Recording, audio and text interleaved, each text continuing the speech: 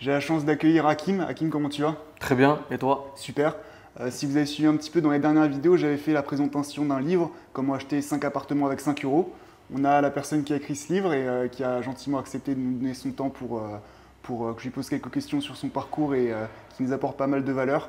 Hakim, si tu veux, on peut commencer. Est-ce que tu veux te présenter rapidement et puis après on rentrera dans les questions? Je te regarde toi, je regarde la caméra, tu préfères Comme quoi? tu veux, tu peux faire Ok, les deux. bah écoute, Hakim Ham, au moment où vous regardez cette vidéo, j'ai 37 ans.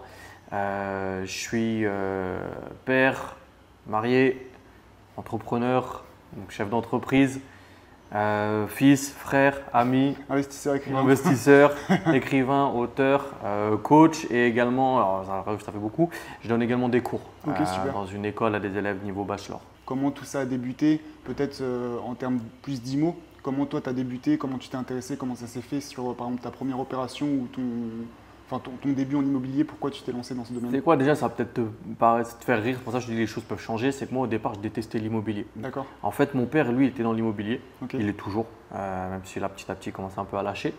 En fait, moi je dis on va parler français dans cette Oui, vidéo, c'est sûr. on dit toutes les choses. Si mon père regarde cette vidéo c'est pas grave, il m'a fait détester ce métier là. En fait il m'en a dégoûté si tu préfères. Il en parlait tellement tout le temps, il me racontait toujours les problèmes qu'il a avec les locataires, les machins et tout. Et mon père c'est un bon investisseur.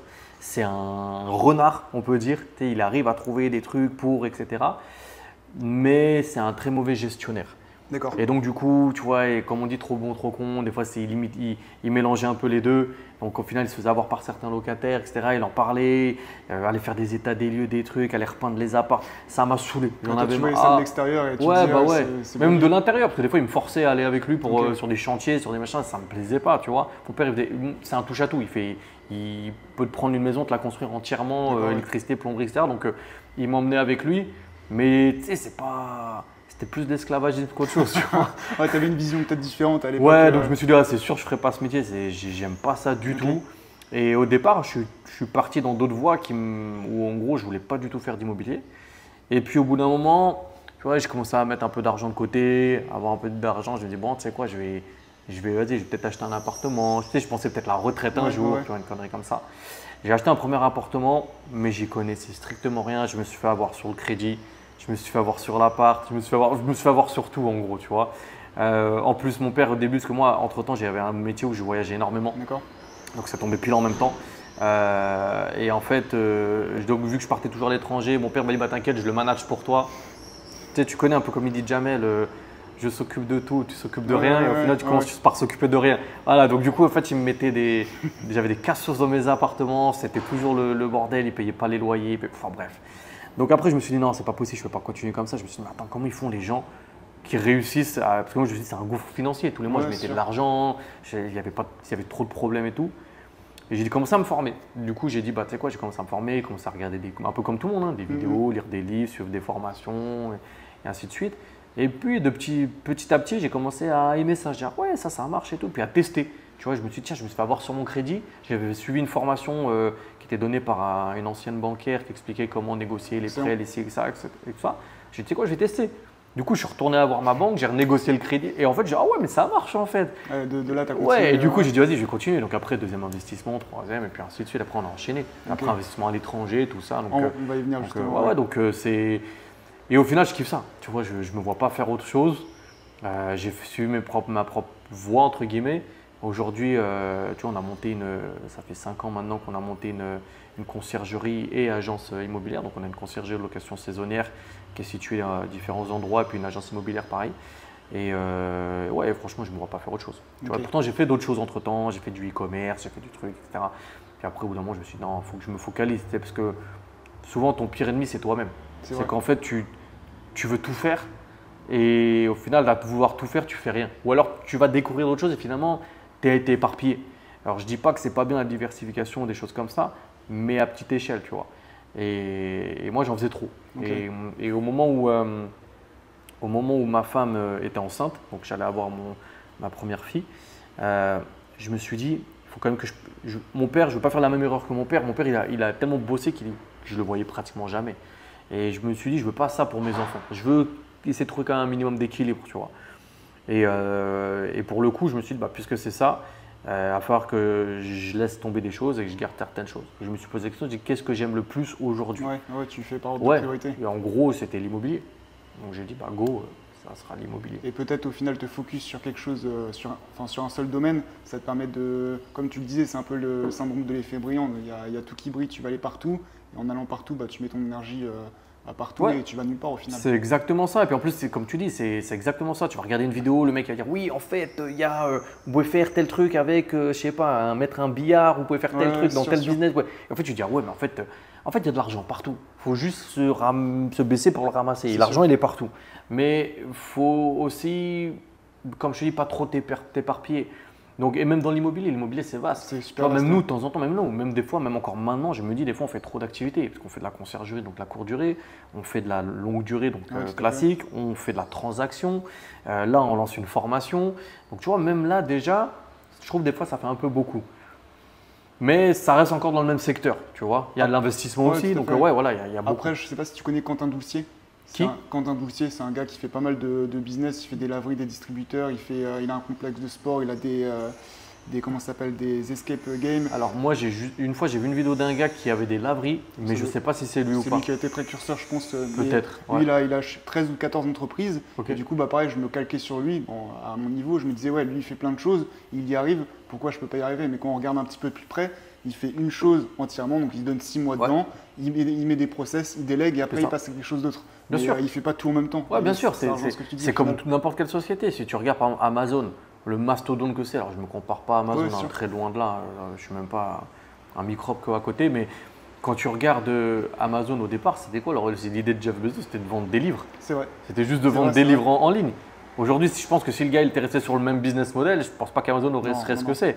Donc après, tu vois, il y a diversifié, machin. Aujourd'hui, Amazon, ouais, il y a toujours e-commerce, mais ça se dirige plus vers le cloud, intelligence artificielle, il y a Alexa, il y a machin. C'est vrai, c'est vrai. Donc tu vois, petit à petit, je ne dis pas qu'il ne faut pas de rajouter de corde à ton arc, mais par contre, c'est bien de faire les choses petit à petit. C'est-à-dire de ne pas passer du coq à l'âne tant que tu n'as pas, comme tu dis, verrouillé, mis des process, Ouais, c'est etc. vrai. Ouais. Et c'est ce que j'ai appris moi personnellement, ce que j'ai appris cette année, je voulais créer une nouvelle chaîne YouTube, faire un autre truc, au final, on commence quelque chose, on finit, Bien sûr. on passe à autre Ouais, chose, bien sûr, bien step sûr. by step.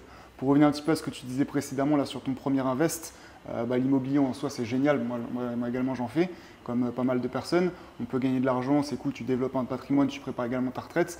Mais comme tu l'as dit, c'est aussi, en fait, quand ça marche c'est cool, mais quand ça marche pas, ou quand tu fais des erreurs, ça peut vite coûter cher. Bien sûr. Des tickets de 10 000 euros, un meuble locataire c'est 6 mois, 1 an, 4 000 euros de frais de dossier d'avocat. Ouais. Est-ce que toi tu peux nous partager aujourd'hui une erreur que tu as faite? Parce que ce que j'aime bien, moi j'aime bien me nourrir des erreurs des autres pour éviter de les reproduire Bien et sûr. grandir comme ça. Alors après des erreurs, t'en fais, t'en feras toujours. sûr. C'est juste qu'au bout d'un moment, tu grandis. Et tu sais, c'est comme j'aime bien dire, tu vois, quand tu es petit, tu es là et tu vois, tu as ton petit cercle familial. C'est vrai. Donc ça veut dire que tu vois, tu vas avoir ta famille, tes amis, les endroits que tu fréquentes, là où tu vas manger, ton école ou ton travail, etc. Donc c'est ta zone de confort. Et en fait, si tu n'élargis pas ta zone de confort, quand tu vas avoir un problème qui arrive en dehors de ta zone de confort, tu vas tu vas galérer. Tu vas être paniqué, tu vas stresser, tu ne sauras pas quoi faire, tu vas faire des nuits blanches, etc. etc. Donc, le but, déjà, c'est d'élargir au maximum ta zone de confort. Et plus tu vas élargir ta zone de confort, en faisant des erreurs notamment, plus tu vas y arriver, plus tu prendras du recul et plus ce sera facile. Bon, ça, c'était l'aparté. Donc, du coup, moi, je peux te partager 2 erreurs. La première, c'est mon deuxième investissement, pardon, où, encore une fois, j'étais au début, je n'y connaissais pas bien sûr. grand-chose, etc. J'ai fait trop d'erreurs. Et j'ai sélectionné des. En fait, tu vois, vouloir aller pas cher, au final, c'est pas de la bonne qualité. J'ai pris des gens pour faire des travaux, ça a tellement duré, ça s'est tellement éternisé que j'ai perdu. Au final, je pense que j'ai dû perdre peut-être en total, peut-être 30 000 balles. Ah, c'est énorme. Tu vois, ouais, c'est énorme. Sur un investissement, tu dis ouais, 30 000 quand même, voilà. Mais je vois ça comme une leçon à 30 000 euros. La deuxième erreur, c'est une erreur qui est toujours aujourd'hui, que j'ai toujours pas résolue à 100%. J'avais acheté un immeuble de rapport Ok. qui se divise en 2 bâtiments. Et la personne qui me l'a vendu, il y avait énormément de vis cachés. D'accord. Mais quand je dis vis caché, c'est électricité, plomberie, tout, mais que dans les murs, dans les sols, t'avais impossible pas à pu voir. déceler, Ouais, sur, impossible à voir. Tu vois, même au diagnostic, ça ne se voyait pas. Enfin, personne ne voyait rien. Et je m'en souviens même pour te dire, je l'ai vu peut-être un an et demi plus D'accord, tard. Tu vois, quand j'ai commencé à avoir des premiers soucis, j'ai envoyé quelqu'un, il fallait casser le sol et là, on s'en a aperçu. Tu vois. Pour te dire, aujourd'hui, le truc c'était tellement dangereux que j'ai dû évacuer les locataires. D'accord. Tu vois, leur demander de partir, machin, remettre des lettres, etc. Le bâtiment est fermé. J'en ai toujours pour, non, un peu moins maintenant parce que j'ai commencé à payer, Mais mec, je te dis pas de bêtises, je crois que c'est pas loin de 130 000 euros. 130 000 euros. 130 000. Donc tu vois, quand tu me parles de 10 000, je me dis ouais, 10 000. Et pour te donner une fourchette, une grande fourchette sur le prix d'achat, c'était quoi? C'était genre 200, 500 000 ou c'était beaucoup? C'est, on va dire 130 000 par rapport au prix de l'immeuble. C'est pratiquement, c'est un petit immeuble, c'est pratiquement les 2 tiers de l'immeuble. Ok, ouais. Tu vois, ouais, c'est énorme. Ouais, c'est énorme. Donc 130 000, je te mens pas au début. Tu sais, je me suis dit, bon, au début, j'essaie de regarder avec la vendeuse, machin, mauvaise foi 100%. Si elle nous regarde, je lui dis bonjour. Et en fait, le problème, c'est que comme moi, je suis professionnel de l'immobilier, tu vois, j'ai une carte immobilière, etc. Le vice caché, ça marche pas chez moi. D'accord. Je peux pas. Tu es responsable de ce que tu achètes. Exactement, c'est ça. Donc c'est super mal fait parce qu'en gros, je peux pas voir à travers les murs, hein, tu vois. Mais bon, bref, c'est autre chose. Ça, c'est une autre contradiction et paradoxe à la française. Mais donc je suis pas couvert. Et puis même si j'étais couvert, la procédure est tellement ridicule. Il fallait que je laisse tout comme ça, que je touche rien. Après, le truc va tomber en ruine. Que je fasse passer un huissier, que je me mette en justice, que j'attends au moins 3 ans. Les démarches françaises, quoi. Grosso modo. Et puis en plus, tu n'es même pas sûr de récupérer ton truc. Bon, j'ai trouvé une bonne société, vraiment sérieuse, etc. J'ai commencé à les mettre dessus. Voilà, j'ai commencé à lâcher déjà 20 000 balles par-ci, par-là. Et j'ai dit, j'ai le temps. J'ai le temps. C'est pas, tu vois, Dieu merci, j'ai à manger sur ma table, j'ai un toit au-dessus de ma tête, je suis bien, j'ai d'autres investissements qui fonctionnent. C'est pas grave, ça me crée du déficit foncier chaque année, ce qui me permet d'économiser un peu sur les impôts. C'est pas grave, tu vois. Et au final, peut-être cette erreur-là à 130 000, ça te permettra de ne pas la faire demain quand tu vas acheter un immeuble à 500 000 ou 600 000. Ou à 1 million, ou à ce que tu veux. Ouais, c'est ça, exactement. Et une fois, je discutais avec. Et puis, tu as toujours pire que toi. C'est sûr. Une fois, je discutais avec un gars, alors c'était pas ici, c'était aux États-Unis, un gros investisseur et tout, il a une société, machin. Et pour te dire, les mecs, je crois qu'ils achètent peut-être un bien par semaine, tu vois, à peu près. Okay. Et une fois, je discutais avec lui, il me racontait un peu, et je lui racontais cette histoire, je dis en France, j'ai eu ça et tout. Il me dit, il rigole. Je dis, je crois que tu rigoles. Il me dit, ouais, tu sais que moi, la plus grosse erreur que j'ai faite, il avait acheté tout un espèce de lotissement, etc. Il s'est fait avoir, pareil, il n'y avait pas de tout à l'égout. Le tout à l'égout, c'était en fait, et puis lui, c'était avec des prêts. Enfin, c'est pas ça le terme, mais c'est comme l'équivalent d'un prêt relais, tu vois, donc il n'avait pas trop le choix. Il a dû sortir plus de 300 000 $. Donc tu imagines. Mais c'est vrai qu'il y a toujours pire au final. Tu relativises, tu vois, et puis probablement que lui connaît un autre mec qui a perdu plus, et ainsi de suite, tu vois. Tu as des mecs qui ont connu la banqueroute et qui se sont sortis. Donc ouais, comme je te dis, c'est pas grave, on apprend et puis c'est tout. Quand tu parles d'apprentissage, en plus, ça se voit que c'est vraiment quelque chose auquel tu crois vraiment, l'apprentissage. Je t'en parle notamment dans le premier chapitre de ton livre, on va y revenir après dans la suite de cette vidéo. Et au-delà de l'apprentissage, je pense que tu peux apprendre avec des vidéos YouTube, des podcasts, des formations, des séminaires, des choses comme ça. Mais je pense que tu peux également apprendre, comme on le fait peut-être indirectement ici, avec ton réseau. Aujourd'hui, pour toi, c'est quoi l'importance d'un bon réseau et tu penses comment le développer? Enfin, selon toi, comment tu développes un réseau aujourd'hui? Moi, je pense que c'est essentiel. Un bon réseau, c'est essentiel, mais dans tout. Là, on parle d'immobilier, mais pas que. Les écoles, ça sert à développer ton réseau. Quand tu es dans des grandes écoles, tous les mecs, regarde les politiciens, les mecs qui sont à l'ENA, Sciences Po, machin, etc., ils se connaissent tous entre eux. Peu importe le bord politique. Je crois que Macron, il ne connaît pas les… ils se connaissent tous, Et du coup, ça c'est le réseau. Et c'est comme ça que tu travailles. Et en fait, dans tout, il te faut un bon réseau. Donc, si on parle d'immobilier, forcément, il te faut un bon banquier, en tout cas une banque qui te suit, tu vois, un directeur d'agence, peu importe, un mec qui est un conseiller qui croit en toi, qui te suit. Il faut un bon notaire, il faut pourquoi pas un bon avocat ou un avocat fiscaliste, il faut un bon expert comptable. Bon artisan, pourquoi pas c'est sûr, il faut des bons artisans, c'est compliqué à trouver en plus. C'est sûr. Il te faut une bonne agence immobilière, des mecs, des agents immobiliers, des chasseurs immobiliers qui trouvent des biens avant même qu'ils arrivent sur le marché, c'est comme ça où tu fais les meilleures affaires. Donc tu vois, il te faut un bon réseau. Et il ne faut pas que tu oublies également de maintenir ce réseau, récompenser ce réseau et être fidèle à ce réseau. D'accord, ouais. Tant qu'ils sont fidèles, bien sûr. Tant qu'ils sont fidèles à toi, reste fidèle à eux. Il n'y a rien de pire que quelqu'un qui t'a donné et tu n'as rien donné en retour. Tu vois, demain, tu as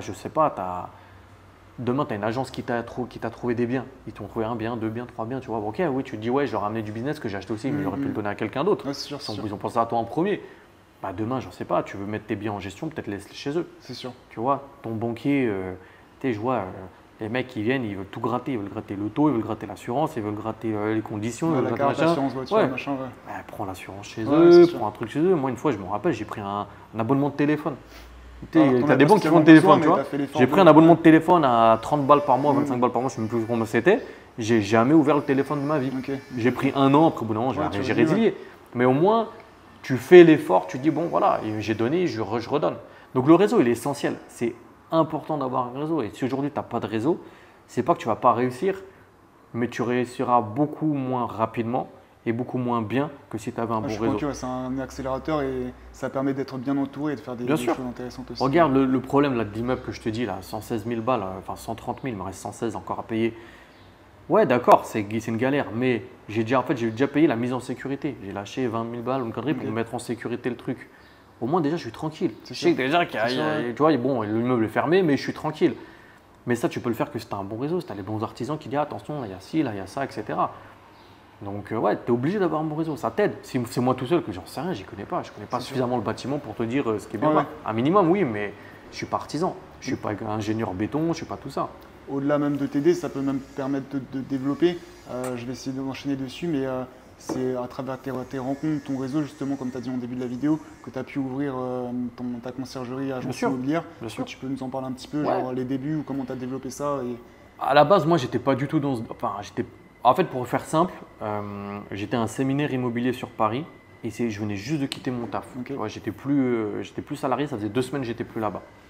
Et j'ai rencontré la personne qui est devenue mon associé aujourd'hui. Et je l'ai rencontré là-bas parce qu'en fait, j'étais avec un ami sur place qui le connaissait. Donc, on était sur Paris, mais il habitait ici, il se connaissait, etc. Donc, du coup, il m'a présenté. On a échangé nos contacts. Et puis après, quand on est revenu ici sur Annemasse, ils avaient tout un petit groupe entre eux où de temps en temps, ils faisaient des soirées. Donc, moi, j'y allais, il m'invitait, et puis lui, il était là. Puis on discutait comme ça. Puis un jour, il m'a invité à prendre un verre et tout avec un pote à lui, qui était son premier associé à la base. Et il me dit, ouais, j'avais l'idée de créer une conciergerie. Donc, conciergerie de location saisonnière. Commence à m'expliquer un peu le délire. Et puis, j'ai dit, ouais, j'avais vu, encore une fois, tout ce qui brille. J'avais vu des vidéos, j'ai dit, tu sais quoi, j'avais pensé aussi, moi aussi, un jour, je me suis dit, peut-être je ferais un truc comme ça. Et du coup, il commence à me parler un peu de son projet. Et tu sais, je lui donnais, entre guillemets, des conseils. Je dis, ouais, moi, j'aurais fait plus comme ci, plus comme ça. Il montre son logo. Je dis, ouais, le logo, j'aurais fait comme ça. Après, il me parle de son site internet. Puis après, il commence à me parler un peu des fournisseurs. Il me dit, ouais, voilà, il y a une personne qui va faire mon site internet, mon logo. Puis, je lui dis, tu prends combien, il te paye combien, tu payes combien? Il a sorti un prix. Bon, c'est les prix. Mais c'était super cher. Je dis, écoute, parce que moi, je faisais pas mal de sites, etc. Je connais pas mal un peu WordPress, un peu de coding, un peu tout ça. Je dis, moi, je te fais ton site pour moitié moins cher. Comme ça te donne un coup de main. Moi, ça me fait un billet, et puis voilà. Puis derrière, comme tu disais, avec dit win-win, demain, tu as besoin de lui. Exactement. Voilà. Il m'a dit, ah ouais, ça peut être intéressant, machin. J'avais un graphiste avec qui je bossais. Je dis, mon graphiste, il te fait de logo, je sais que ça sera moins cher aussi, etc. Bref. Il me dit, tu sais quoi, on se revoit, etc. On discute. On se revoit. Il me dit, j'ai un autre projet à te proposer. Plutôt que de te payer pour le site, je te propose de devenir le 3e associé de la société. Bon, je le connaissais à peine, son pote, je ne le connais pas. Mais tu sais, dans la vie aussi, des fois, tu as le feeling. Quand tu sens bien une personne, quand tu es à l'aise avec la personne, tu te dis, pourquoi pas. La première bonne impression. Ouais, exactement. Tu te dis, ouais, je le sens bien, je le sentais honnête, machin, tout. Et je dis, vas-y, ok, go, pourquoi pas. Je lui dis, on négocie, combien de parts, machin, si, ok, bon, ok, ça marche, pas de souci. On fait ça, on commence à lancer les trucs, les statuts, je commence à créer le site et compagnie. Et puis, entre-temps, moi, je pars en lune de miel. Je m'étais marié et tout, je pars en lune de miel. Et quand j'étais sur place, son associé, moi, il m'écrit, il me dit, ouais, c'est pour dire que finalement, on n'avait même pas encore lancé les statuts, il me dit, je me retire. Il m'a dit, finalement, je m'aperçois que ce n'est pas fait pour moi, je me retire et tout. D'accord. Moi, je lui dis, écoute, je l'appelle, je dis, écoute, là, je suis à l'autre bout du monde, je reviens, on discute quand je reviens. Je reviens, donc je vois Anthony, donc mon associé, on va se poser, on va prendre un verre et tout. Et je lui dis, ouais, c'est parce quoi? Est-ce que c'est à cause de moi? Tout ça. Il me dit, non, en fait, lui, Anthony, était déjà dans l'immobilier, il avait déjà pas mal de biens, moi pareil, mais son pote, en fait, jamais. Et en fait, c'est vrai qu'il était un peu. C'est un bon gars. Hein. S'il nous voit, Marius, c'est un bon gars. Mais il n'était pas dans l'immobilier, je pense qu'il s'est rendu compte en fait, que ce n'était pas pour lui. Au final, c'est super bien ce qu'il a fait. Bien sûr, au final, d'arrêter avant qu'on lance tout, parce que tu vas dire, on a fait les statuts, il faut refaire les statuts, renvoyer au. C'est compliqué. Et c'est honnête de sa part, bien sûr. Et pour lui et pour vous, de se rendre compte que peut-être de se lancer. Et aujourd'hui, il fait peut-être autre chose. Ça lui ouais, aujourd'hui, je crois, si je dis pas de bêtises, je crois qu'il est aux Pays-Bas, il a ouvert un bar, enfin tu vois, il est peut-être plus aligné avec c'est son truc et tout. Chose que moi, je ne peux pas faire, je ne me vois pas ouvrir un bar ou quoi que ce soit. Mais en tout cas, il s'est retiré, du coup on a continué, on a renégocié les statuts. Je dis écoute, on va renégocier parce qu'au début moi j'étais minoritaire, tu vois, je dirais, alors je prends un peu plus de pourcentage, tu vois. Finalement donc on s'est mis moitié-moitié et on est parti. On a commencé par la conciergerie, puis au bout d'un moment, moi je te mens pas, conciergerie c'est pas mon truc. Okay. Enfin c'est pas que c'est pas mon truc, c'est que dans l'immobilier, si je prends tout, je préfère l'immobilier pur et dur que la conciergerie. Parce que la conciergerie en fait c'est un moitié immobilier, moitié tourisme. Et moi, je n'ai pas la patience pour les touristes. Chose que mon associé, lui, est très bon là-dedans. Et tu as des bonnes cartes, j'imagine, d'autre part. Ouais, par contre, ce que je kiffe dans la conciergerie, que je ne retrouve pas dans l'immobilier, et c'est un peu mon côté geek, c'est qu'il y a énormément d'outils, d'automatisation, de logiciels, de trucs. Et ça, je kiffe de fou.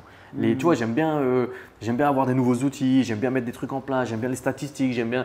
Ça, je kiffe, tu vois. Et si je dis pas de bêtises, la dernière fois qu'on s'était vu dans tes bureaux, tu parlais un petit peu d'IA, que tu allais mettre de l'IA aussi. Ouais, exactement. J'imagine que ça vient de toi, Ça, du coup, de ce que tu exactement. Moi, je suis toujours à l'affût des nouvelles technologies, tu vois. Donc ça, je kiffe. Et ça, c'est vrai que dans l'immobilier, ça se développe, mais c'est pas aussi développé que dans la conciergerie, dans la moyenne durée, courte durée, etc. Donc, tu vois, tu trouves quand même ton bonheur. Chose que Anthony, lui, il est moins sur les technologies que moi, mais par contre, tu vois, il est plus avenant avec les touristes, avec les voyageurs, il a etc. plus ce côté humain Ouais, d'entreprise, exactement. et toi, t'es plus Moi, sur un le mec qui va me côté, saouler, je dirais… Tu vois, je vais faire mon commercial, mais au bout d'un moment, ça va me prendre la tête, tu vois. Donc voilà, en fait, c'est bien parce qu'on est complémentaires. On arrive à trouver des choses sur lesquelles lui, il aime, moi, j'aime pas, puis on fait ça. Du coup, on a lancé un concierge, puis au bout d'un moment, je lui ai dit, écoute, c'est bien, mais moi, j'aimerais vraiment avoir une agence immobilière. Je savais que j'étais éligible pour avoir une carte immobilière, donc j'ai pris une carte de gestion, une carte de transaction, et boum, on a rajouté l'agence IMO. Et aujourd'hui, on a les 3 casquettes. Bien entendu, on continue les investissements. Donc maintenant, j'investis également avec mon associé. Ton agence et conciergerie, tu l'as située, vous l'avez localisée du moins au début, vous travaillez à la frontière suisse. Ouais. Qu'est-ce que tu penses, j'ai fait une vidéo justement qui n'est pas encore sortie, mais sur l'investissement à la frontière suisse, qu'est-ce que tu penses de l'immobilier justement à la frontière franco-suisse? Alors, déjà, frontière franco-suisse, il faut remettre dans le contexte parce que c'est large. Tu me parles de Bâle en Alsace, c'est la frontière franco-suisse. Ouais, okay. Nous, j'ai compris ta question, je comprends mais on parle surtout de la frontière, on va dire, genevoise. Tout à fait. Okay. Donc, bon, moi, je suis originaire d'ici. Je suis né, j'ai grandi à Annemasse. D'accord. Donc, j'ai vu la ville évoluer. En gros, depuis que je suis gamin, je vais à Genève. Tu vois, j'ai habité même en Suisse pendant quelques années. J'étais sur Genève, après j'étais sur Lausanne. Donc, je kiffe ici. J'ai beaucoup voyagé. Je ne peux pas t'expliquer, mais la région dans laquelle on est, c'est ce que j'aime le plus au monde. Okay.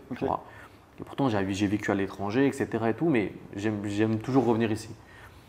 L'investissement maintenant à la frontière franco-suisse, il est extrêmement bon, mais ça devient de plus en plus difficile. C'est-à-dire qu'avant, quand tu achetais, c'était surtout de l'investissement en gros, comment dire ça?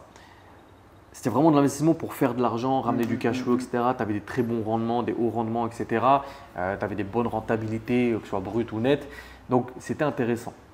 Aujourd'hui, les prix ont tellement monté, que ce soit dans la vente ou que ce soit dans les loyers, que c'est devenu de l'investissement, on va dire, patrimonial. C'est-à-dire que c'est un petit peu comme Paris, certaines grandes villes comme Lyon, certaines villes de la Côte d'Azur, où tu as une rentabilité qui sera moindre, en tout cas amoindrie par rapport à ce qu'on avait encore il y a 10 ans, il y a 15 ans, il y a 20 ans, mais où tu as peu de chances que ça perde de sa valeur. Alors après, je n'ai pas de boule de cristal. Je ne peux pas te dire demain le truc ça va s'écrouler ou autre. Après, tu vois, il y a des gens qui disent oui, mais le jour où la Suisse ferme ses frontières, parce qu'effectivement, on ne va pas se mentir, c'est surtout grâce à l'attrait de la Suisse que les prix montent autant. Donc, dans le bien comme dans le moins bien. Parce que le moins bien, tu as des gens qui n'arrivent pas à se loger, tu as des gens, voilà, tu as des gens qui ne pas tout le monde travaille en Suisse. Donc, tu es au SMIC, tu es en France, c'est compliqué. Ah oui, c'est sûr. Mais bien également pour ceux qui investissent, pour ceux qui ne veulent pas perdre de leur valeur. Maintenant, les gens qui disent ouais, la Suisse, s'ils ferment leurs frontières, je ne te mens pas. Mon père, il est arrivé dans la région dans les années 70. Il me dit depuis les années 70, les gens disent oui, mais quand la Suisse fermera ses frontières, est-ce que ça arrivera un jour? Je ne pense pas. Ils ont toujours besoin de main-d'œuvre étrangère. Est-ce qu'il y aura des limites? C'est possible. Est-ce que l'immobilier, au bout d'un moment, risque de tomber, que ce soit le loyer ou autre? C'est possible. Il y a de plus en plus de gens qui parlent ils veulent mettre peut-être plafonner les loyers. Oui, pour moi, je trouve que alors, je comprends, mais je trouve que c'est une grosse connerie. Parce que en fait, tu mets des freins à l'évolution. Alors après, au bout d'un moment, c'est sûr, il ne faut pas non plus aller. Des fois, je vois des annonces, les gens sont complètement déconnectés de la réalité. Et même moi, des fois, je mets des annonces, les gens me disent ouais, c'est trop cher, etc. Ouais, c'est les prix du marché. Ouais, c'est sûr. Mais tu as des fois des mecs, moi, je vais mettre un logement, je te dis n'importe quoi, pour moi, il en vaut 1500. Tu as des mecs qui te le mettent à 2005. Et ils trouvent encore des gens, tu vois. Après, c'est pas ma tasse de thé, c'est pas mon principe. Je préfère mettre un peu moins ou être au prix du marché et trouver des gens qui restent plutôt que de mettre des prix et que tous les 3 mois ça tourne. Mais chacun voit midi à sa porte. Donc je trouve que l'investissement à frontière, il est bon. Est-ce qu'il faut le faire? Oui. Je prêche pour ma paroisse aussi, on vend de l'immobilier, etc. Donc je ne vais pas te dire le contraire. Mais est-ce que c'est fait pour tout le monde? Non. Ça dépend ce que tu recherches. D'accord. Tu veux de la renta? une renta de 10-12%, c'est compliqué à trouver ici. Ou alors, il faut que tu t'éloignes un petit peu. Peut-être du côté de Cluse, peut-être du côté de Thonon encore. Tu as encore des trucs et encore. Mais après, ça dépend ce que tu vises. Quelqu'un qui dit non, moi une renta à 6, 7, 8, ça me va, tu t'en trouves encore des biens, tu vois. Et même si je te dis ça, même sur Annemasse, tu trouves encore des biens à 12%. Il y en a, il y en a, on en a encore acheté un cette année, la renta elle y est. Mais encore une fois, il y en a de moins en moins. Ou alors c'est du off-market, tu vois, ou des choses comme ça. C'est là où je vais te contredire. Moi, je suis pas, enfin, après, moi, j'ai pas le recul que tu as, mais ça fait 3 ans moi, que je suis à la frontière et j'ai jamais vu une région avec autant de potentiel comparé par exemple à Paris, comparé à Lille, là où j'ai commencé mes premiers investissements, comparé en région parisienne où j'ai des amis qui investissent, mais où tu achètes un appartement 105 000 que tu peux louer 1006, 1007 sur Airbnb, j'ai jamais vu ça. Et là, par exemple, j'accompagne un ami pareil, à Cluse pour pas citer la ville, prix d'achat 94 000 euros, 75 mètres carrés, il le loue 1500 euros par mois. C'est ce que je te dis. Sur Cluse, c'est les prix les moins chers du département, au mètre carré. Ouais, j'ai jamais vu ça autre part qu'ici. Donc pour moi, il y a un potentiel. Après, oui, il faut faire attention, comme je disais dans ma vidéo, avec toutes les restrictions qui vont arriver, avec encadrement des loyers. Par exemple, d'ailleurs, c'est fini. Annemasse, c'est en pourparlers, ça va venir. Et puis, comment dire, rester, on va dire, honnête. Comme tu disais, pas mettre un loyer à 2500 si l'on vaut 1500, ça t'attirera que des problèmes, t'attirera les mauvaises personnes. Mais moi, honnêtement, je suis content d'avoir découvert ce secteur-là et j'ai investi dans un bien à Annemasse. Aujourd'hui, c'est mon meilleur investissement, quoi. Ouais, après la rentabilité, pour moi, elle est partout. C'est comme je te disais en début de vidéo, l'argent, il est par terre, il faut juste le ramasser. Mais c'est aussi à toi de voir ce que tu fais. C'est-à-dire que ça dépend quel bien tu achètes. Demain, tu achètes un bien. Regarde, exemple là où on est. On est sur un bien. C'est un T3. Un T3, il fait 105 mètres carrés. Si tu es un peu malin, tu le prends, tu divises, tu rajoutes une chambre en plus, tu en fais un T5 par exemple. Tu vois ce que je veux dire? Tu peux faire une coloc, tu as des possibilités. Donc je ne suis pas en train de dire qu'il n'y a pas de renta. Il y en a. Et de la renta même à plus de 12%, il y en a aussi. Mais il y en a de moins en moins. Et moi je te dis ça avec le recul que j'ai parce que je suis d'ici. Il y a encore 15 ans, 20 ans, tu vois, même 10 ans en arrière, tu as été T3, tu en trouvais à 150 000, tu vois, 150 000, 140 000. Aujourd'hui, 140 000, tu vas avoir des studios, des T2 maximum, tu vois. Donc, effectivement, c'était dans ce sens-là. Mais effectivement, les loyers n'étaient pas les mêmes non plus. Donc, comme on dit, tu vois, le meilleur moment pour investir, c'était il y a 10 ans. Le deuxième meilleur moment, c'est aujourd'hui. C'est sûr.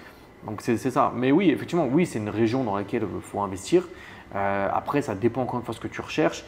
Toutes les villes, qu'on parle de la frontière, où tu considères que la frontière s'arrête? Est-ce que tu t'arrêtes à Annemasse? Est-ce que tu vas jusqu'à Annecy? Est-ce que tu vas jusqu'à Thonon? Est-ce que tu vas jusqu'à Évian? Tu vois, ça dépend parce que tu as des frontières un peu tout le long. Même si tu vas tout au bout à Saint-Gingolph, tu as le Valais derrière. Ouais, c'est vrai. Puis j'ai l'impression maintenant même, toutes les villes, on va dire, qui sont prisées, Annemasse, Gaillard, tout ça, qui sont maintenant hors de prix, on va dire, pour des Français par exemple ou des gens qui arrivent à la frontière. Maintenant, ça se recule. On va arriver sur les villes qui sont… et ça va, au fur et à mesure, ça se recule et ça construit. Tu prends une ville aujourd'hui comme Vétra, qui est dans l'agglomération annemassienne, tu as plein d'immeubles maintenant. Quand j'étais gamin, il n'y avait pas il n'y avait pas un immeuble. C'était que des champs ou des… Il y avait que…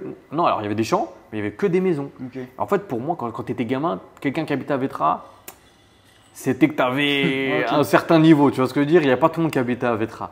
Aujourd'hui, n'importe qui peut habiter à Vétra. Tu vois ce que je veux dire? Donc… ouais, ça fait partie de l'évolution. Après, du bon et du moins bon, ça a amené des bonnes personnes, ça a amené des bonnes choses, ça a amené des mauvaises personnes, ça a amené des mauvaises choses. Ouais, c'est sûr. Comme tu l'as dit un petit peu, tu as fait des investissements à l'étranger, peut-être aux États-Unis. Est-ce que tu veux en parler? Pourquoi partir à l'étranger? Parler des diversifications d'opportunités? Alors, il y a 2 pays dans lesquels j'ai investi en dehors de la France, c'est le Maroc et les États-Unis. Okay. Bon, le Maroc, pourquoi? C'est parce que j'ai des origines marocaines.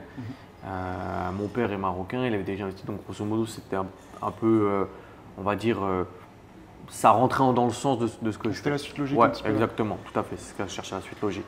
Les États-Unis, c'est autre chose. Les États-Unis, c'est parce que j'ai rencontré ma femme.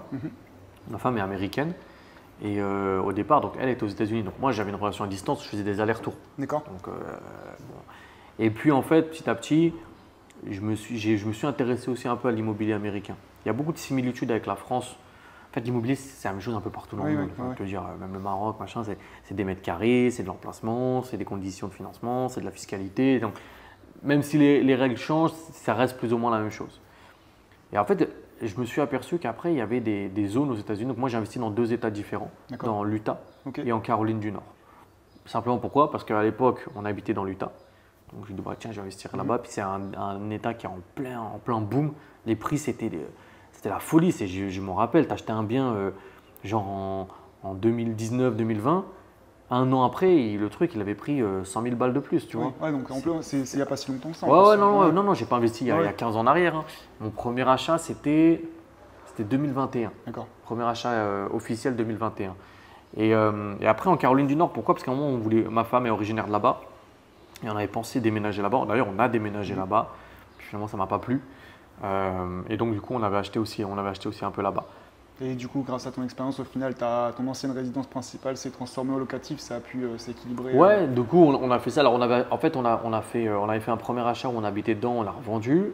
Et après, on a acheté d'autres achats. Et puis, en fait, ce qu'on faisait, c'est qu'on mettait tout en Airbnb. Okay. Et d'ailleurs, c'est toujours en Airbnb. Et en fait, quand on va là-bas, je bloque le calendrier, je retourne dans les appartements, etc. Je suis en train de me poser la question de peut-être de mettre en longue durée. Parce que pareil, c'est comme ici, il y a de plus en plus de restrictions sur la courte durée. À voir. Pour l'instant, j'attends. 120 jours par an, machin, etc. C'est un peu différent. En fait, c'est un peu différent. Tu vois, par exemple, en Caroline du Nord, la ville dans laquelle on est, tu dois faire une autorisation à la mairie. C'est un truc que tu dois payer. Okay. C'est le capitalisme là-bas. Hein. Donc, tu payes, mais c'est même pas sûr d'avoir l'autorisation. Tu vois, tu attends un retour, machin. Enfin, bref. Et puis après, il y a aussi le fait que je retourne moins aux États-Unis. Avant, j'y étais entre 6 et 12 mois par année. Maintenant, tu vois, avec mes enfants, ils sont scolarisés en France. Donc, c'est compliqué, je ne peux pas y aller autant. Donc j'y vais moins, donc je me dis bon, est-ce que j'ai pas meilleur temps peut-être soit de revendre des choses, repartir sur d'autres projets, soit de trouver un locataire long terme. Ça, je ne sais pas, je verrai encore, je dois réfléchir. Encore une fois, il faut que je règle mon réseau, les bons contacts et tout ça. Parce que quand tu es loin, quand tu es à 9000 bornes, tu vois, il faut que tu aies aussi des bonnes personnes pour gérer sur place. Donc, il y a tout ça à prendre en compte. Et le Maroc, je savais que c'était intéressant, enfin, du moins, ça l'est peut-être aujourd'hui encore, mais peut-être un peu moins qu'il y a, on va dire, 5-10 ans. Mais les États-Unis, tu penses que c'est quand même un pays intéressant pour l'immobilier par rapport je parle peut-être pas au financement, parce que les financements, ils sont, tout ce qui est crédit, etc., c'est beaucoup plus haut par rapport à la France. Ouais. Mais ça reste quand même intéressant, tu penses, clairement, aux États-Unis. Clairement. Là, je te mens pas, moi, les prochains investissements que je vais faire, c'est là-bas. D'accord. C'est un pays qui est fait. Alors, c'est un pays avec beaucoup de défauts, comme plein de pays. C'est un pays actuellement qui est très instable. D'accord, oui. Alors, instable, tu as compris, niveau politique, niveau machin. Tu as un président qui te dit aujourd'hui c'est bleu, demain c'est vert, après-demain c'est rouge. Donc, je vois, c'est pas trop sur quel pied danser. T'as qu'à revoir que les marchés boursiers, ça fait que ça à chaque fois. Donc, mais ça reste un pays qui est à l'opposé de la France, qui est pour les entrepreneurs. En fait, si tu regardes, la France, c'est un pays qui est grave social. On aime le social. On veut que les gens, on veut les gens au RSA, on veut des gens à la CAF. C'est simple, crée une société en France et tu vas voir, au début, c'est social, on va un peu t'aider. Tu peux avoir ton chômage en même temps, tu as une micro-société, tu ne payes pas machin, tu as l'ACRE, tu as tous ces trucs-là. Mais dès que tu commences à t'en sortir, c'est là où on te tape sur les dents, on dit ramène-nous du bif là. Et au final, tu travailles pour l'État. Et quand tu te rends compte, tu travailles peut-être 6 mois dans l'année pour l'État, voire plus des fois. Donc la moitié de ce que tu gagnes, tu le verses à l'État. Quand tu dis la moitié, c'est énorme. Mais quand tu te réfléchis en termes de temps, c'est-à-dire que de janvier à juillet, août peut-être, tout ce que tu as gagné, tu l'as donné à l'État. Et après, tu vis avec le reste qui reste de septembre à décembre. C'est énorme. Tu vois, c'est énorme. Mais donc, les États-Unis, c'est le contraire. C'est en fait, tu n'as pas d'aide du tout au début. Ça veut dire, ça va démerde-toi. Mais quand tu vas commencer à monter, là, c'est comme dans un jeu vidéo, tu débloques des paliers. Tu sais, ton perso, il devient de plus en plus fort. C'est pareil. Une règle toute bête, par exemple, quand tu es pour les marchands de biens ou ce que tu veux, ou quand tu achètes des biens immobiliers aux États-Unis, ça, c'est dans tous les États, c'est comme ça. Parce que tu as des lois en fait, qui sont spécifiques par État et tu as des lois qui sont fédérales, donc qui sont pour le pays entier. Quand tu achètes un bien immobilier aux États-Unis et que tu le revends, résidence principale ou non, si tu réinvestis l'argent dans d'autres biens immobiliers, pas de 0%. C'est énorme. Ça veut dire qu'en gros, tu peux scaler à l'infini. C'est-à-dire que tu achètes un bien, je dis n'importe quoi, 100 000 $. Tu as retapé, tu as revendu, tu l'as vendu 150 000. Tu réinvestis, tu le revends 200, puis 400, puis 1, 600. Tu peux continuer comme ça. Et au final, ça t'incite bien sûr à continuer. Tu veux. Et eux, ils ont compris, ils se disent quoi? Parce que les mecs qui sont là, ils sont intelligents. Ils se disent, attends, lui, il achète un bien, il va le rénover, il va le revendre. Donc quand il revend, il y a des frais qui rentrent pour l'État, il y a machin, parce qu'il y a quand même des frais, tu vois. Mais en plus de ça, il y a des gens qui vont habiter dans des biens qui sont mieux, etc. Donc ils te poussent à faire ça. Ils disent, allez, continue, quand tu à la caisse, tu paieras, tu vois. Et quand tu arrives et que tu as je sais pas combien, là, tu as 10 millions, tu veux les sortir, ok, là tu payes. Mais c'est un problème de riche, tu t'en fous, tu payes. Et tu ne paieras pas 50% des impôts. Donc là-dessus, c'est plutôt cool parce que ça t'incite justement à pousser, à aller. Alors qu'en France, quand tu es marchand de biens, s'il y a des marchands de biens qui regardent la vidéo, ils savent de quoi je parle. Tu achètes un bien, tu le revends. Bon, hormis c'est ta résidence principale, tu arrives, mais ça, tu peux faire une fois ou deux. Tu ne peux pas faire 10 fois, ouais, c'est ma résidence principale. Au bout d'un moment, tu es censé payer. Tu as la flat tax, machin, tu as 30%. C'est énorme. C'est-à-dire que quand tu repars déjà sur ton investissement d'après, tu as déjà moins de 30% en moins. Pour pas dire plus. Alors après, tu me diras, ouais, il y a des montages, tu peux faire avec une holding, avec. Ouais, mais tu as compris, tu es obligé de contourner le truc. Et, tu vois ce que je veux dire? En fait, en France, tu es toujours obligé de contourner tout le temps. Si tu veux, alors, je ne suis pas en train d'inciter les gens à faire des choses illégales, mais ça veut dire que sans arrêt, s'il y a des mecs du fisc qui doivent regarder cette vidéo, je vais me prendre un contrôle dans pas longtemps. Mais je suis réglo, il n'y a pas de souci. Non, quand je dis contourner, attention, il ne faut pas me faire dire ce que je n'ai pas dit. C'est qu'en fait, tu dois toujours trouver la petite loi, le petit truc qui permet justement de payer moins d'impôts. Exactement, ça c'est légal, tu as le droit de le faire, mais tu es obligé de faire un truc comme ça. Et des frais, des machins, des montages. Exactement, et tu dois connaître ou avoir un bon réseau qui connaît. Encore une fois. Tu vois, et ça c'est dommage. Alors je ne dis pas que les États-Unis c'est le pays parfait, loin de là. Tu as plein de problèmes, etc. Et c'est plus compliqué, comme tu dis, au niveau des prêts bancaires, parce que là-bas, c'est des taux qui sont énormes. C'est quoi, c'est 8%, 7-8 Alors là, j'ai pas les taux en tête, mais la dernière fois que j'ai regardé, on était aux alentours de 7%.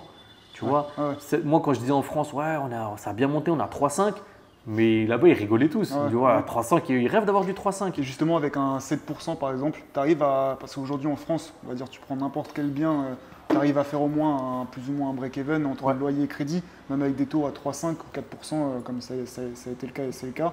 Aux États-Unis, même avec 7%, tu arrives à faire un break-even ou tu es obligé de mettre un sacré billet Non, tu peux. Okay. Après, c'est toujours comme tout, il faut faire tes calculs avant. Oui, c'est sûr. Alors, on est toujours plus intelligent après, mais tu peux anticiper. Tu sais que tu vas payer tant à la banque. Tu sais combien tu peux louer, tu sais quelle zone tu es. Enfin, c'est comme n'importe quel investissement, tu vas tout observer. Donc là-dessus, ça reste pareil. Après, c'est comme pourquoi je dis aussi les crédits, c'est plus compliqué. C'est qu'en fait, il n'y a pas comme en France. Alors, même si en France, ça a bien changé, c'est devenu plus rare, mais il n'y a pas de financement à 100 ou 110%. Là-bas, ça n'existe pas. Tu es toujours obligé de mettre du cash. Et généralement, c'est 20%. Okay. Alors après, tu as des trucs où quand c'est un appartement, ça peut être 10, machin. Si tu as une résidence principale, ça peut être 3. Mais de manière générale, dans de l'investissement, c'est 20%.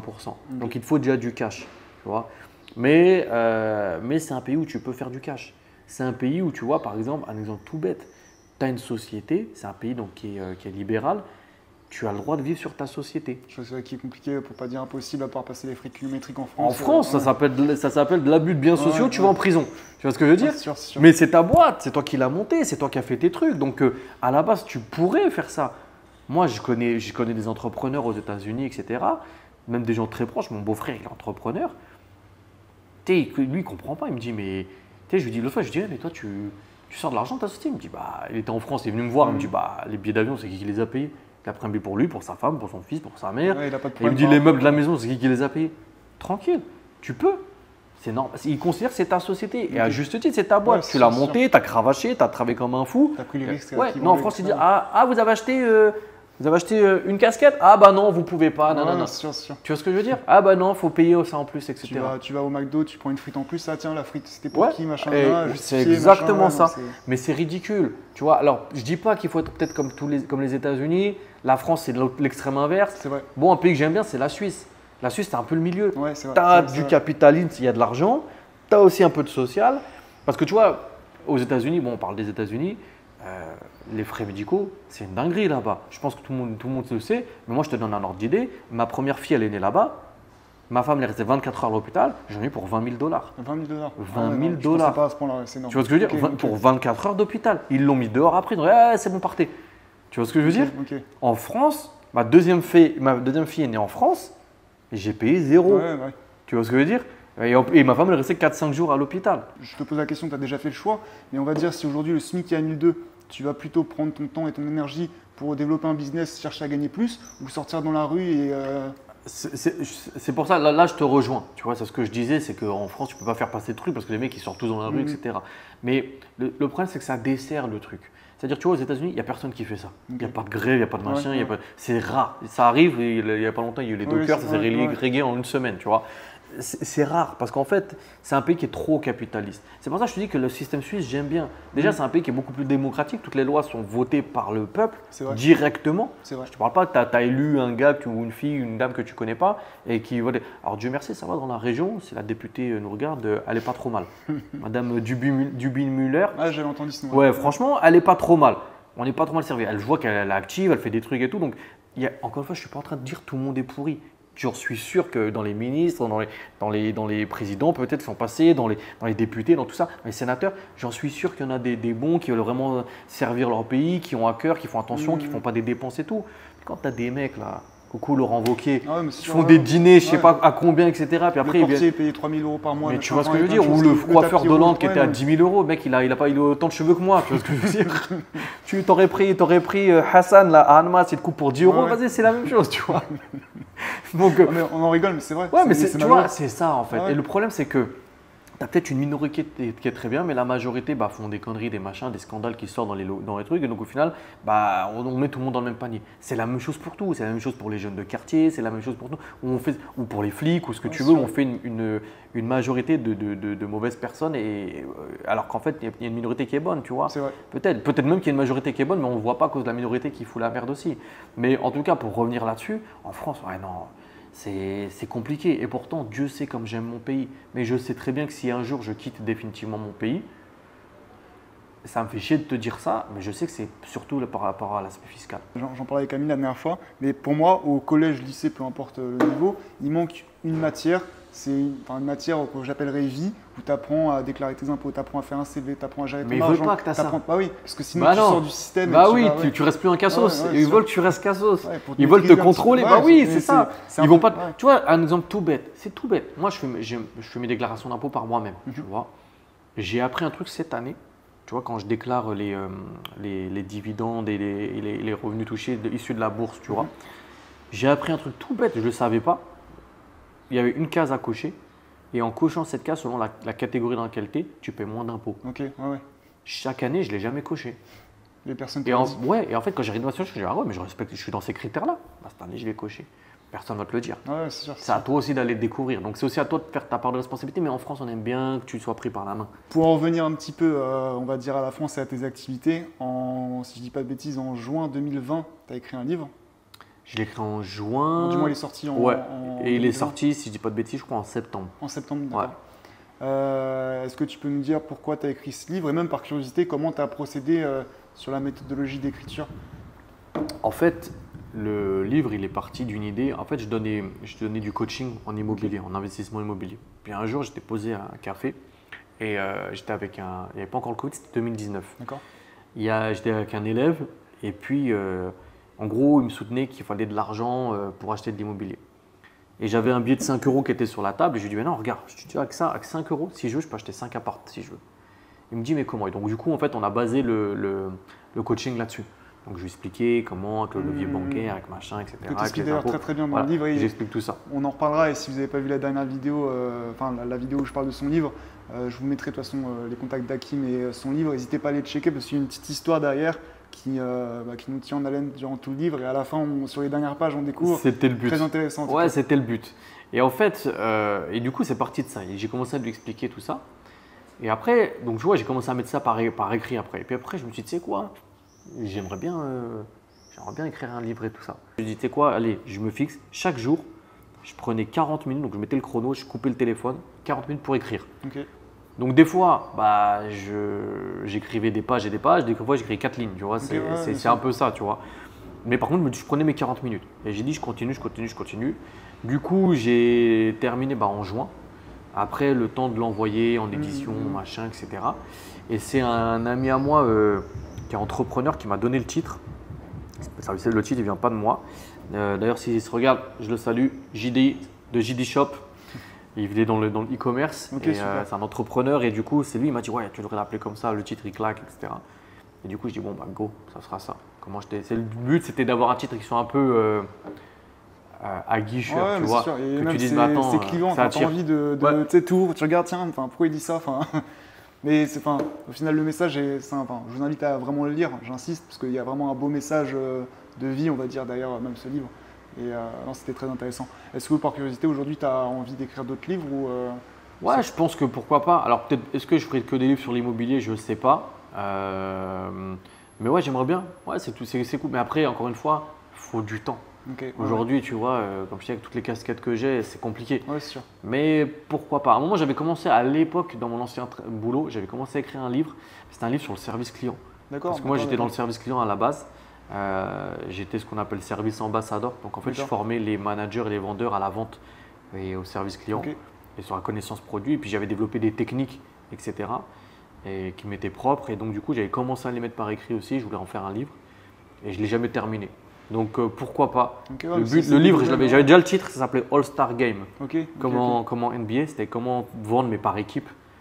Mais je sais pas, peut-être qu'un jour je le terminerai, on verra. Sur une vision à moyen long terme, aujourd'hui, c'est quoi tes objectifs? Et j'aimerais peut-être même savoir si tu as un why, en mode pourquoi tu te lèves tous les matins. Est-ce que tu as vraiment un. Il y en a plein qui l'écrivent, il y en a qui le savent, enfin, c'est en tête. Et tu en parles aussi dans ton livre, avoir un pourquoi écrit, Ouais. pour avoir une destination claire, Bien savoir sûr. vers où on va. Ouais, c'est super important. C'est super important parce que tu vois, ça t'aide à ne pas te disperser, à rester focus. Et comme tu dis, à savoir pourquoi tu te lèves le matin. Ce matin, je me suis levé, j'étais fatigué. Mais je me suis quand même levé. Je suis allé à la c'est sûr. salle, machin, etc. Tu vois, donc ça t'aide. Ouais, alors mes objectifs, on va dire aller à moyen terme. Ouais. On part quoi, 5 ans? Déjà, j'aimerais bien un autre enfant encore. Ok. Voire Ça ferait 2 ou 3, 3. 4. Ça ferait 3, 4, 5, j'en sais rien. Tu vois. Je prends ce que Dieu me donne. Tant qu'ils sont en bonne santé, Dieu merci, on continue comme ça. Donc ça, au niveau de ma vie privée, c'est ça. Au niveau toujours au niveau de ma vie privée, j'aimerais passer un peu plus de temps avec mes amis et ma famille. D'accord. Donc j'essaie de mettre des choses en place. Tu vois, il y a des events que je fais une fois par mois chez moi, etc. J'invite des amis proches, etc. Tu vois, histoire de garder un peu contact. Parce que des fois, tu te dis, ah, ça fait combien de temps c'est pas vu? Ça fait 6 mois alors qu'on est dans la même ville, tu vois. Ouais, c'est sûr. Donc c'est bien aussi de garder un peu cette attache-là. Donc ça, c'est un objectif que j'ai. Objectif que j'ai au niveau de ma religion, c'est de continuer à être une meilleure personne. Du moins, faire moins de péchés, plus de bien. Parce qu'en fait, à la fin, peu importe les investissements immobiliers que tu fais, l'argent que tu as Ouais, fait, c'est ça, sûr. c'est pas sur ça que tu seras jugé. Du coup, c'est ma croyance, c'est que, comme on dit, hein, quand tu pars, tu n'emportes rien avec toi, tu laisses tout. Tu vois, tu peux avoir un bel appartement. Cet appartement, Ah, le jour dans où t'es 100 plus là, ans, t'es plus là, il ouais, sera ouais, plus là, ouais, il sera c'est même plus à quelqu'un de ta famille, ça se trouve, tu vois. Donc, sûrement même. Et donc, tu vois, le plus important, c'est de faire du bien et de faire des actions qui font qu'on se rappelle de toi. Ça peut passer par des trucs comme l'éducation de tes enfants, les valeurs que tu leur inculques, mais également l'argent que tu as légué, les projets auxquels tu as contribué, Les gens peut-être que tu as les aidés gens que aussi. tu as aidés. Ouais, tout à fait. Exactement, ouais, ça en fait partie. Et en fait, tout ça, ça te ramène une quantité de bonnes actions que j'espère seront meilleures que tes péchés que tu as eu. mes péchés que j'ai pu ouais. faire. Donc ça, c'est déjà mes objectifs. Après, si on parle en termes de business pur et dur, comme je te disais tout à l'heure, j'aimerais continuer les investissements aux États-Unis. En France aussi, hein, on continue à investir, mais je ne dis pas que j'arrêterai en France, mais j'aimerais continuer aux États-Unis. J'aimerais également ouvrir d'autres agences dans d'autres D'accord. villes, voire même d'autres pays. J'aimerais bien ouvrir une agence en Suisse. Là, je vais faire un hors-sujet, mais c'est une question que je me posais personnellement. Votre agence conciergerie, vous pensez ou vous avez réfléchi à les mettre un jour en franchise? Oui et non. Ok. J'ai eu l'idée, mais la franchise, le souci, c'est que tu ne maîtrises pas tout, même si tu as des contrats, des trucs, Ouais, des bien machins, sûr. ça peut vite te ruiner ta réputation. Tu vois, Warren Buffett, il disait, j'adore cette citation, il te faut 30 ans pour construire une réputation, il te faut 30 secondes pour la Ouais, détruire. c'est clair. Et tu vois là, alors, je ne sais pas quand est-ce que tu sortiras cette vidéo, mais là récemment, tu as eu, je ne sais pas si tu as vu cette vidéo qui a circulé sur les réseaux où tu as la députée Ouais, tout à Rima fait. Hassan Avec Orpi, qui ouais. passe voir Orpi. Ah, tout à fait. Et tu as deux guignols qui sont là en train limite de l'insulter, enfin un guignol surtout. D'ailleurs, s'il nous regarde le guignol, voilà la salle frérot, hein, voilà, Ouais. ça commence à prendre du poids. Bref, peu importe. Et tu vois, c'est pas Orpi qui est Ouais, mis mais en eux, cause. Ils sont morts pourtant. C'est fini. Mais tu vois, ils ont dû faire un machin, un truc à cause de deux guignols. Alors, je dis pas que ça peut pas arriver dans ta propre société. Tu as des employés, il y en a un qui déconne, il est lié à ta société, c'est possible. Mais tu maîtrises moins quand tu es en franchise. Maintenant, ça peut être aussi intéressant. Mais des franchises immobilières, il y en a déjà beaucoup. Moi, j'estime que nous, à notre petite échelle, on amène quelque chose de différent. En fait, on est nous-mêmes. Ouais, vous amenez peut-être ce côté humain, enfin humain. Ouais, alors humain, je dirais peut-être pas ça, mais on est nous-mêmes. C'est-à-dire, tu vois, comme on dit, moi je parle français. Moi, quand on est sur les réseaux, alors des fois, c'est pas toujours moi qui écris, mais des fois, je réponds. S'il y a des gens qui nous clashent, je vais les clasher. Ouais. Je m'en fous. Et ça fait ta personnalité, Ouais, ça fait la personnalité. ça fait le truc. Tu vois, ouais. regarde, je suis là, hop, elle est posée ici. J'ai souvent toujours une casquette. Ouais, Genre en ouais, rendez-vous, je suis en casquette. Ouais, ouais. Mais dans d'autres sociétés, on va te l'interdire ou autre, C'est tu vrai, sais. c'est vrai. Et en fait, c'est nous. Tu appelles à l'agence, la musique d'attente, c'est du hip-hop. Ok, Tu vois, c'est nous en fait. Et je vois, tu vois, il y a un de nos confrères là sur Annemasse, j'ai vu récemment, il a fait une vidéo et j'ai vu qu'il y a quelqu'un qui a commencé à être un peu attaqué, etc. Et lui, ils ont répondu de manière très professionnelle. Moi, je l'aurais Avec clashé, moi. machin, Bah, ouais, moi, ouais. je l'aurais clashé tout de suite, je t'aurais affiché, tout de suite, j'aurais pris ton commentaire, tu vois. Mais ça, tu peux pas le faire de n'importe où. Quand tu as une vrai, franchise, c'est vrai, machin, c'est c'est vrai. plus compliqué. Donc, à voir. Après, à petite échelle, voilà, je suis pas. À voir. Tu vois, en tout cas, moi, ce que j'aimerais, c'est toujours pareil. Mon objectif depuis le début, ça a toujours été de construire un empire immobilier. Depuis que je me suis lancé, après par la suite, ça a toujours été un empire Ouais, de faire de la immobilier. croissance. Ouais, d'avoir d'autres biens. Pourquoi pas plus long terme, même de faire une société peut-être de capital risque voilà, où des gens peuvent. J'aurais bien aimé faire ça. Alors, à voir si un jour on le fait, ça dépendra des projets. Mais tu vois, récupérer de l'argent ici en Europe, en France, pour les gens qui veulent investir et le faire investir aux États-Unis. Parce que c'est un marché que Ça mine de rien, je plairait, pense à beaucoup de personnes, Je plus pense. que ce qu'on pense. Je Ouais, pense. de dire, bah voilà, vous mettez tous, chacun met à partir, je sais pas, tu ouvres le panier à partir de 10 000 10, balles, 15 000, ouais. tu vois, chacun met, etc., un truc carré, machin, etc. Ouais, t'as 50 investisseurs, c'est Ouais, bien, quoi. et après, tu achètes des immeubles. Ouais, bah Et tu trouves quelqu'un sur place, tu le fais gérer les immeubles, Demain, chacun ouais. récupère, le jour où il vend, tout le monde prend. Demain, il y a un problème avec le locataire, bah, ça dégage. Enfin, C'est plus facile. ouais, Aux États-Unis, ouais. c'est beaucoup plus facile Ouais. qu'en France, tu vois. Comme tu dis, il y a des avantages, des inconvénients. Exactement. Donc là-dessus, c'est vrai que c'est un projet que j'aimerais bien faire. Tu vois, Super. continuer à faire ce truc outre-Atlantique, mêler la Suisse dedans. Parce que je te mens pas, comme je te dis, c'est un pays que j'aime beaucoup. Ok. Magnifique pays, avec ses qualités et ses défauts, mais j'y ai habité, j'ai beaucoup aimé. Pourquoi pas un jour peut-être retourner là-bas et y vivre? D'accord. Je sais pas. J'aime beaucoup aussi moi je suis très attaché au pays de Savoie. Ok, Savoie, ouais, Haute-Savoie, c'est j'aime trop. C'est chez moi, tu vois. Donc je sais pas. Mais en tout cas, c'est sûr au niveau investissement, ce serait continuer à investir dans l'immobilier, continuer à faire grossir l'empire, le portefeuille. Et à plus long terme, j'aimerais bien que mes enfants reprennent, tu vois. Ok. Donc tu vois, je commence déjà. Ma petite, elle a 3 ans et demi. Des fois, je l'amène avec moi sur des visites. Pas à contre-cœur, du coup, comme toi, tu l'as été. Non, je le fais cool avec. Tu vois, je le fais sous forme de Ouais. jeu. C'est-à-dire, on va visiter un appartement avant que les clients arrivent. Je lui fais visiter l'appartement ou la maison. Je dis, allez, vas-y, maintenant, fais-moi visiter. Puis elle me dit, voilà, là, il y a la cuisine. Là, il y a ça. Excellent. Tu vois, elle aime bien, elle aime trop excellent. venir travailler avec moi. Donc, c'est Et ça je le pense que but. l'approche, enfin, j'ai pas d'enfant, donc je suis mal placé pour le dire, mais l'approche est intéressante et différente, enfin, et importante, on va dire, l'approche que tu fais avec ton enfant sur ton futur, enfin, sur son futur métier ou ton métier. Bien sûr. C'est important si tu lui dis, ouais, bah viens, demain on se lève à 6h pour faire une visite ou, bon, alors tu ferais comment, machin, montre-moi. Si tu l'apprends en jeu, tout de C'est suite, plus différent. plaisant. Moi, mon père, il me tapait pour que j'aille avec lui. Ouais, tu vois. voilà, ouais, Donc, mais j'imagine. t'as pas envie d'y aller, tu Ah, sais que tu vas te prendre des gifles, tu vois, tu vas Mieux te faire placé pour- insulter, ouais. etc. Mais ma fille, non, ma fille, c'est ma princesse. Donc, du coup, tu vois, elle vient, je lui montre, etc. Mais je lui apprends ça. Tu vois, mes enfants, je leur ai ouvert un compte titre en bourse. Excellent. Et je mets de l'argent dessus tous les mois. Je voulais pas, mes parents m'ont fait un livret A parce qu'ils connaissaient pas mieux. Ouais, À l'époque, le livret A, c'était intéressant. Aujourd'hui, je gagne quoi, 2%. Donc, tu vois, je leur ai offert un compte titre, je mets de l'argent pour eux, j'achète les mêmes actions à dividendes, machin, etc. Tu sais, je fais ça pour que plus tard, mon but, c'est que quand elle a, je sais pas, 8, 9 ans, qu'elle comprend, je lui explique et qu'elle est capable de le faire elle-même. Alors, peut-être avec moi à Ouais, côté, j'entends, ouais. mais qu'elle comprend. De leur apporter une certaine éducation financière ouais, que moi, c'est j'ai vrai. peut-être pas forcément eu ou que j'ai eu de manière différente, tu vois. Et c'est peut-être aussi ce que tu as eu qui t'a permis d'en arriver à là, qui t'a Bien sûr. enfin, qui Ouais, bien qui sûr. t'a Mais mon donné père, la- mes parents, tu vois, ce qu'ils m'ont inculqué, c'est qu'ils m'ont inculqué des très belles valeurs, notamment de travailler dur. Moi, je suis comme on dit en anglais, c'est un workaholic. Je suis bourré de travail. Je travaille tout le temps. Mais je ne le vois pas de manière, je fais du travail. J'aime ce que je fais. Tu vois, j'aime bosser. Alors, j'aime pas tout. Oui, Oui, effectivement, il y a des trucs, ça me saoule, aller faire des états des lieux, ça me saoule, mais je le fais quand même.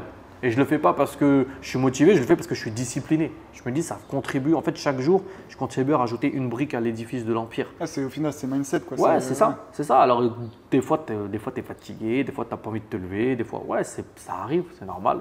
On est humain aussi, on n'est pas des machines. Mais par contre, c'est comme ça que tu dois travailler. Donc, ouais, garder la même éthique, rester proche avec mes amis, essayer d'être bon dans ma religion, apporter un maximum de ce que je peux. Je ne veux pas servir d'exemple, mais donner l'exemple. C'est plus ça. Ouais. Je ne me vois pas comme un meneur ou je ne sais pas comment on peut dire ça, un leader autoproclamé, ce n'est pas du tout le but. Mais je veux donner l'exemple. C'est-à-dire que si on voit ce que je fais, qu'on se dise ah ouais, lui, ça m'a inspiré à faire quelque chose de bien. Ouais, Tu sûr, vois, sûr. donc si j'arrive à faire ça, ça me va aussi. Ah, t'es bien parti, en tout cas, tu m'as donné l'envie de te piquer 1 heure de ton temps pour. Bah écoute, avec plaisir. Déjà, merci à toi pour Ah, moi, l'invitation. Merci aussi. Mais ouais, c'est rare que je dise non pour des trucs comme ça. Quand ça se passe bien avec les personnes, go, on y va, tu vois. Justement, pour clôturer gentiment cette vidéo, est-ce que tu aurais peut-être un conseil simple, même si on en a donné pas mal, pour une personne aujourd'hui qui regarde cette vidéo et qui hésite, on va dire, qui est assez jeune, entre 20 et 30 ans, et qui hésite à faire son premier investissement immobilier, qu'est-ce que tu pourrais lui dire, toi, après ton parcours que tu as eu? Je dirais, n'hésite pas. Faut que tu fonces, mais ne fais pas la même erreur que moi en te lançant sans information. Sinon, tu vas faire les mêmes erreurs, tu vas tomber dans le même trou alors que je te dis qu'il y a un trou là. Donc, apprends et passe à l'action. Mais ne fais pas que de l'apprentissage parce que apprendre sans passer à l'action, c'est inutile. Ouais. Donc, la seule chose que je pourrais dire, c'est ça, c'est apprends, focus-toi sur un truc. Donc, si tu te dis au début, je commence par, je sais pas, en fait, il faut te focaliser sur quoi tu es, entre guillemets, à l'aise avec. Si tes investissements ne te font pas dormir la nuit, c'est que c'est trop gros pour toi. Donc peut-être commence doucement, tu vois. Un petit studio, même pas, une place de parking. Allez, un garage, un box que tu veux. Tu commences déjà par ça, puis après peut-être ça sera un studio, puis un appartement, puis après une maison, un immeuble, j'en sais rien, tu vois. Et après tu te lances à fond. Mais en tout cas, il faut aller sur ce sur quoi tu es confortable. Et la deuxième chose que je dirais, c'est va vers ce qui te plaît.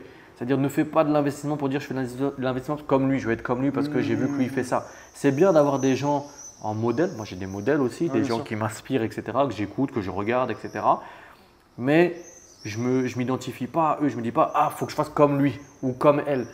Il faut que je préfère me dire je m'inspire de lui ou je m'inspire d'elle et je vais à ma chose exactement parce que tu ne seras jamais quelqu'un d'autre.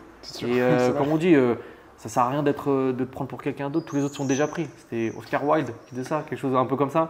Donc va vers ceux qui t'intéressent. Si ton but c'est d'avoir 1 ou 2 appartements pour une retraite, c'est très bien. Ouais, tu vois, tu as des gens, ils veulent 1 ou 2, ça leur suffit largement. Mais en général, quand on commence, c'est pour voir un peu tout le monde. Oui. Quand on commence, t'en achètes après, tu veux plus, tu dis pourquoi pas un troisième, etc. Parce que comme je viens de te dire, 1 enfant, 2 enfants, 3 enfants. Tu vois, c'est autre chose. Moi, mais je le comprends pas, mais j'entends. Parce qu'aujourd'hui, je me dis non, moi je voudrais juste 1 ou 2 max. Mais peut-être que quand j'en aurais 2, je voudrais le troisième. Après, déjà, comme je dis, commence déjà par 1. C'est sûr. Quand tu vas voir déjà, tu dors pas la nuit, etc. Tu vas dire ah ouais, non, j'en veux pas 2. Mais après, voilà, encore une fois, il n'y a pas tout le monde qui est fait pour avoir des enfants. Tu as des gens qui n'en veulent pas et c'est très bien aussi. Et je sais que par exemple, là, moi, tu vois, là, j'ai 28 ans. Je sais que j'en veux pas avant 33. Je me laisse encore 4-5 ans pour finir mes projets, enfin, du moins mon premier step. Et parce que je sais que je pourrais pas faire ce que je fais aujourd'hui, travailler en Suisse, travailler à côté, avoir ma copine que je vois moyen, etc. Plus avoir un enfant, c'est pas quelque chose qu'elle accepterait et que j'accepterais. En fait, tu n'as pas de bon moment. C'est ça, ça n'existe pas. Les gens qui attendent le moment parfait, c'est comme l'investissement, il n'y a pas de bon moment. J'ai dit le meilleur moment c'était il y a 10 ans, le deuxième c'est aujourd'hui. Donc en fait, il n'y a pas de bon moment. Pour les enfants, c'est pareil. Moi, quand j'étais avec ma femme, quand elle est tombée enceinte, j'étais encore en relation à distance. Et c'est pas une relation à distance, ouais, moi je suis là, elle est à Paris. On avait 9000 bornes de différence avec un décalage horaire de 8 heures. Donc tu vois, c'est énorme. Mais après, j'ai fait avec. J'ai adapté ma vie, j'ai fait En fait, c'est à toi de t'adapter et pas à la vie de s'adapter. La vie, elle s'adaptera jamais à toi. C'est intéressant ce que tu dis. Ouais, c'est important. Toi, tu dois t'adapter à la vie avec tout ce qui arrive, les bonnes comme les moins bonnes choses. Une mauvaise chose aujourd'hui peut devenir bonne demain et une bonne chose aujourd'hui peut devenir une mauvaise demain. Donc, c'est à toi de t'adapter. Demain, après, tu me dis tu veux pas d'enfant avant 33, très bien. Mais s'il arrive à 32 ou à 34 ou à 30, etc., tu verras que tu vas t'adapter. Pour l'immobilier, c'est la même chose. Si tu te dis ouais, je vais pas faire d'investissement avant mes 25 ans, peut-être que tu n'en auras pas avant 26, 27, 28, peut-être que tu auras 23, tu vois. C'est à toi de t'adapter et d'avancer en tant que tel. J'aime bien ta phrase, c'est à toi de t'adapter à la vie et pas à la vie de s'adapter à toi. Ouais, par contre, ça c'est de moi direct là. Tu l'as souligné, Hakim Am. mais c'est vrai, c'est la vérité. C'est intéressant, mais j'aime bien ta phrase. Ouais, je pense que c'est comme ça que ça fonctionne, tu vois. Le bon moment, le meilleur moment n'existe pas. Ça n'existe pas. Et des fois, tu vas avoir des idées en tête, tu auras toujours un imprévu, tu auras toujours un truc qui va tomber. Tu vois, c'est comme, il y a un autre proverbe qui reflète un peu ça, qui dit, je ne sais plus comment c'était, il faut apprendre à danser sous la pluie ou un truc comme ça. Je sais pas si en temps d'orage, il faut apprendre à danser sous la pluie, tu vois. C'est un peu ça. Tu sais pas ce qui se passe, donc il faut que tu fasses avec. Et c'est vrai que j'en parlais avec un ami, au final, on reparlait de nos échecs, nos galères, on était là, ouais putain, ce jour-là on était dans la merde et tout, on savait pas comment faire, et au final il y a toujours des solutions, on n'en est pas mort quoi. Mais mon ami, Dieu est grand. Encore une fois, après, c'est pas une vidéo pour convertir les gens. Tu vois, il y a des gens qui croient en Dieu, d'autres qui croient pas, d'autres qui ont des religions différentes. Il n'y a pas de souci. Moi, j'accepte tout le monde comme ils sont. Mais Dieu est grand. C'est pour ça qu'en fait, moi, la religion et Dieu en particulier m'aident beaucoup chaque jour parce que justement, je me dis, quoi qu'il arrive, c'est Dieu qui donne. Pourquoi je vais essayer d'aller contre la décision de mon créateur, tu vois? Donc, j'ai une mauvaise chose qui arrive aujourd'hui, c'est pas grave. Parce qu'il y a peut-être quelque chose de meilleur. Il y a peut-être quelque chose qui arrivera derrière. Exactement. J'ai eu des hauts et des bas, encore aujourd'hui, c'est pas grave. Alors après, je te dis pas, des fois, je pète pas les plombs, je te dis pas, ouais, je suis pas en train de dire oui, non, je suis zen à 100%. Je te dis pas que quand j'ai une bonne nouvelle, je suis pas en train d'exploser, etc. Ouais, il y a des bonnes et des mauvaises choses. Mais Dieu est grand. C'est pour ça que je te dis que une des choses les plus importantes pour moi, c'est aussi de faire du bien.